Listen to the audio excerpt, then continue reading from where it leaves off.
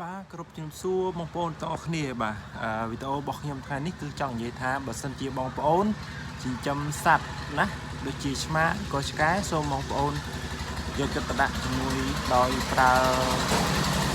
ដោយឲ្យចំណីបាយឬក៏ត្រីសាច់ពីព្រោះហេតុអីគឺជាការចិញ្ចឹមឆ្កែចិញ្ចឹមសត្វចិញ្ចឹមនោះដោយមានការទទួលខុសត្រូវដោយលោកពូបាទដោយលោកពូខំវាសនាហើយលោកពូគាត់ចិញ្ចឹមសត្វសំណក់ណាសត្វឆ្កែនៅសៀមរាបហ្នឹង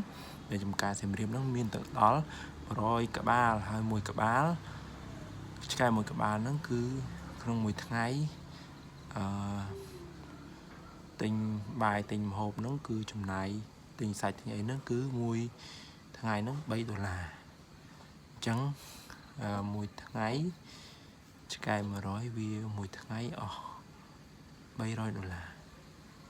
មួយថ្ងៃត្រត់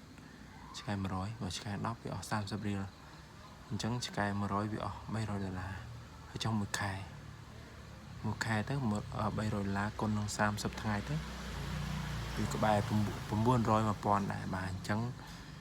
អ្នកខ្លះថាលពូក្រតែលពូមិនមែនក្រទេបាទសូមអរគុណសូមជម្រាបលា